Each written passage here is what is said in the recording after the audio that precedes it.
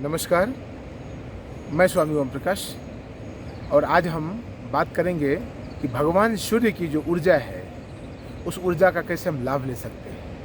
हम सब भगवान सूर्य की ऊर्जा के साथ ही पैदा होते हैं। पृथ्वी पर ऊर्जा का जो सबसे बड़ा स्रोत है वो है भगवान सूर्य, लेकिन भगवान सूर्य की ऊर्जा को जीवन में कभी समझ नहीं पाते हैं। भगवान सूर्य की ऊर्जा के साथ हमारा जन्म होता है और भगवान सूर्य की ऊर्जा के साथ ही हमारा मृत्यु भी होता है, लेकिन इस जन्म और मृत्यु के बीच हम भगवान सूर्य की उपयोगिता को, बेस्ट यूटिलाइजेशन को समझ नहीं पाते हैं। तो मैं आपको बतलाना चाहता हूँ, आज हमारे साथ स्वामी जी हैं, सन योगी उमाशंकर स्वामी जी। आप उनसे आज हम बात करेंगे और जानेंगे कि उपयोगिता क्या है भगवान सूर्य की। तो आइए बात करते हैं। स्वामी जी नमस्कार। नमस्कार। नमस्कार स्वामी जी बताइए जी। आपका नाम ओम प्रकाश। ओम प्रकाश जी जो हमको एनलाइटन किया सूरज के बारे में, ये सच है। सूरज का शक्ति, सूरज का जो एनर्जी है, ये तो हमारे लाइफ का सोर्स है।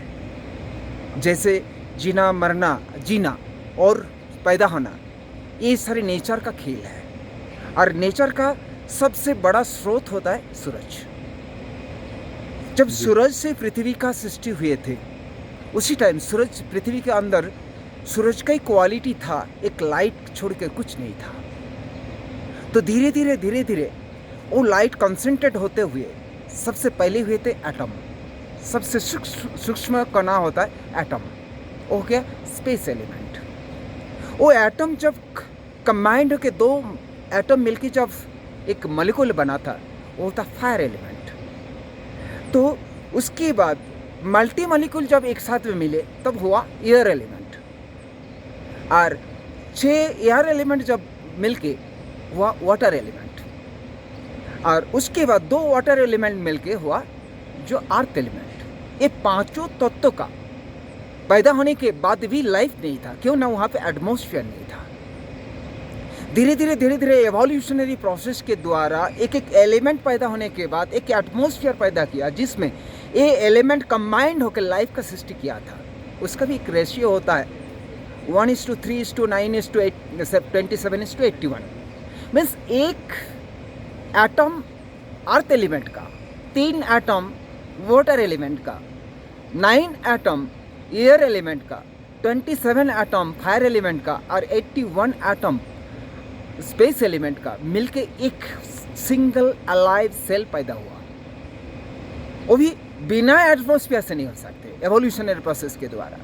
तो वो पहले 1 सेल लाइफ पैदा हुआ था, उसके द्वारा एवोल्यूशनरी प्रोसेस के द्वारा 8.4 मिलियंस जो हमारा स्पीसीज से है, तो आखिरी स्पीसीज अभी तक इंसान हो, तो मीन्स हम भी उस सूरज से आए हुए हैं। तो ओम प्रकाश जी जो हमको एनलाइटन किया, जो हमारा जन्म का स्रोत इस सूरज है, ये सच है, साइंस है। आप इसको जिंदगी में कैसे अप्लाई करें, तो हम इसका एक टेक्निक में थोड़ी सी परिचय अपना देता हूँ। मेरा नाम सन योगी उमाशंकर है। मैं भी एक इलेक्ट्रॉनिक्स इंजीनियर हूँ।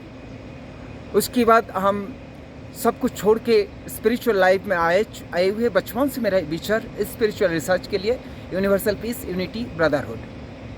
तो पंडिचेरी अरविंद आश्रम में जब थे, उसी टाइप ये मेरा एक नया डिस्कवरी हुआ। एक्चुअली ये तो नया कुछ है ही नहीं, शास्त्रों में हमारा ऑलरेडी एग्जिस्टिंग है, लेकिन ये भूल गया था, उसको फिर रीसर्चिंग हो रहा है। सर्च तो था, अभी रिसर्च मीन्स रीसर्चिंग हो रहा है। तो ये मेरा सौभाग्य है, महाअवतार बाबा जी का असीम कृपा से ये प्राप्ति की है। अब इस टेक्निक को अभी थोड़ी सी इसका बेनिफिट क्या है, किस प्रकार से हम इसको रिसीव करता हूँ, उसका बेनिफिट क्या है, उसके बारे में थोड़ी सी बात करेंगे।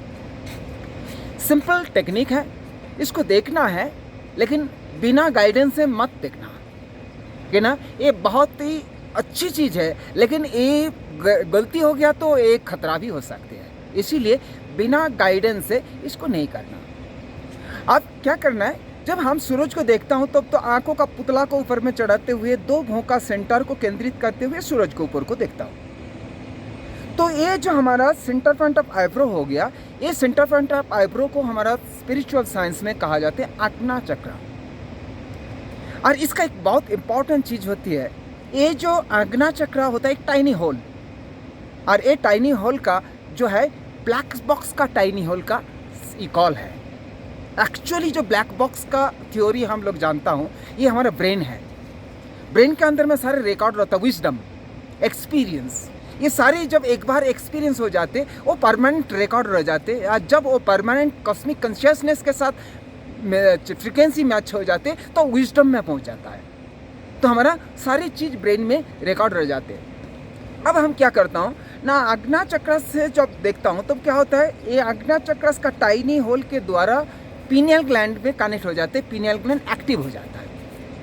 तो पीनियल ग्लैंड जब एक्टिव हो जाते हैं तो पीनियल ग्लैंड एक्टिव होने के साथ साथ पीनियल ग्लैंड उस सन कॉस्मिक एनर्जी को लेको सेरिबेलम में लेको जाता है, तो वहाँ पे मेटाबॉलिज्म होके 5 एलिमेंट एनर्जी में कन्वर्ट हो जाता है। वो 5 एलिमेंट एनर्जी हमारा 2% ब्रेन जो कॉन्शियस माइंड में चल जाता है। तो कॉन्शियस मेमोरी में जब जाता है, कॉन्शियस मेमोरी में ही सारे प्रॉब्लम है, हमारा सबकॉन्शियस मेमोरी हमेशा कॉस्मिक फ्रीक्वेंसी के साथ कनेक्टेड है। तो कॉन्शियस मेमोरी में हमारा बहुत सारा चीज़ ब्लॉक रह जाते हैं, जैसे बचपन से आज तक बहुत सारा विचार इनकम्प्लीट हो गया। जो इनकम्प्लीट विचार है वो ट्रेस बनाता है और वो हमारे 2% ब्रेन में रहता है। जैसे कंप्यूटर का एक विंडो खुला, काम करते करते मन भटक गया, दूसरा विंडो, तीसरा, चौथा करके बहुत सारे विंडो खुल जाते, तो रिजल्ट क्या आता है, वो कंप्यूटर हैंग हो जाता है। मैं ये इसके ऊपर रिसर्च किया।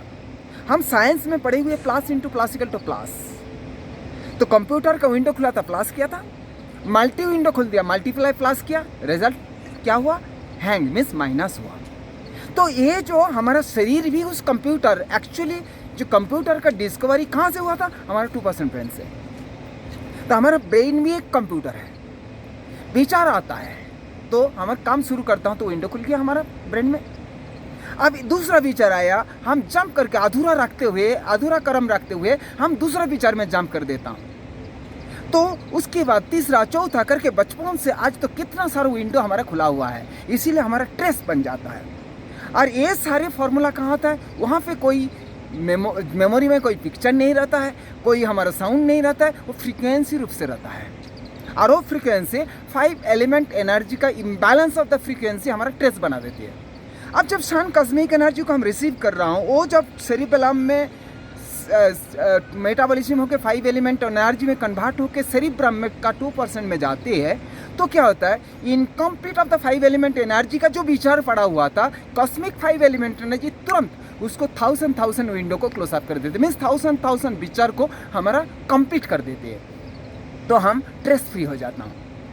तो ये एक तो है हमारा सन मेडिटेशन के द्वारा मेमोरी पावर को बहुत गुण बढ़ाया जाता है। इसके ऊपर टेस्ट हम एक्सपेरिमेंट किया, 1800 स्टूडेंट को लेको एक साथ में, जो स्टूडेंट क्लास 5 से क्लास 8 तक एवरेज मार्क लेते थे 50%, केवल 3 महीने का सन मेडिटेशन का क्रिया करने के बाद एवरेज स्टूडेंट ले रहा है एवरेज 80% मार्क। इतना इसका मेमोरी पावर बढ़ा देते हैं। जब ये मेमोरी पावर बढ़ा दिया तो क्या हुआ, हमारा जो खाली हो गया तो हमारा सेल्फ कॉन्फिडेंस बढ़ जाता है, जीने का मकसद बन जाता है। उसके साथ साथ हमारा कंसंट्रेशन पावर बिल्ड हो जाता है। ये तो 3 चीज़ तो सब आदमी के लिए, लेबर के लिए से लेको, बिजनेसमैन से लेको, इंजीनियर से लेको, साइंटिस्ट से लेको, स्पिरिचुअल आदमी से लेको, स्टूडेंट से लेको, सबको ये चाहिए 3 चीज़, memory power, concentration power, self confidence. ये सबसे पहले दिन से शुरू हो जाता है। इसके साथ साथ क्या होता है, जब हमारा ब्रेन का जो मेमोरी, जब हमारा जो ब्लॉकेज मेमोरी जब फ्री हो जाती है तो हमारा एक्स्ट्रा एनर्जी वहाँ पे स्टोर होना शुरू कर देते हैं। अब वो ब्रेन क्या करते हैं, वो जो एक्स्ट्रा एनर्जी को हमारा बॉडी का अंदर में सारे ऑर्गन के अंदर वो प्रवाहित करता है। ब्रेन को पता है कौन सा ऑर्गन में कौन सा एलिमेंट का अभाव है, कमियां है और ज़्यादा है। ब्रेन क्या करता है, उसी प्रकार उसी एलिमेंट का एनर्जी उसी ऑर्गन में भेजते हुए उसका ऑर्गन को क्योर कर देते हैं। जो सारे बीमारी होता है उस बीमारी को ठीक कर देते हैं। कैंसर का बीमारी तक हम इस सूरज क्रिया के द्वारा ठीक करने के सक्षम हुए। बहुत सारे कैंसर, केवल कैंसर ही नहीं, हर चीज़ का जो सॉल्यूशन, डिजीज़ का सॉल्यूशन हमारा इस सन कॉस्मिक एनर्जी से होता है। तो फिजिकल हेल्थ को इम्प्रूव कर देती है, मेंटल मेमोरी पावर बढ़ा देती है, वाइटल हमारा सेल्फ कॉन्फिडेंस बढ़ा देती है। उसके बाद हमारा जो साइकोलॉजिकल प्रॉब्लम आज जो है, हम बोले तो सारे आदमी हम बीमार हूँ ये बोलने से गलती नहीं होगा। क्यों ना, बीमार केवल फिजिकली नहीं होती है, बीमार होता है हम साइकोसोमेटिक पेशेंट हूँ, सेल्फ कॉन्फिडेंस का अभाव है। अरे सेल्फ कॉन्फिडेंस को जब बढ़ा देते हैं साइकोसोमेटिक पेशेंट, वो तुरंत उसका जो उसका ब्रेन का जो कुछ अपने खुद को टॉलरेट नहीं करने पाते, तुरंत उसका कुछ 3 दिन के अंदर उसका कॉन्फिडेंस मिलना शुरू हो जाते हैं। इसका बहुत सारे एग्जाम्पल है अपने प्रैक्टिकल एक्सपीरियंस के द्वारा। अब आ रहा हूँ स्पिरिचुअलिटी। ऑफ कोर्स एक्चुअली आज स्पिरिचुअलिटी का संज्ञा को हम उल्टा कर दिया। केवल जंगल में बैठ के जो साधना करता है, जो कपड़ा को चेंज कर लिया उसको ही हम साधक मान लिया, उसको ही स्पिरिचुअल आदमी सोच लिया। स्पिरिचुअलिटी किससे आया? स्पिरिट से आया।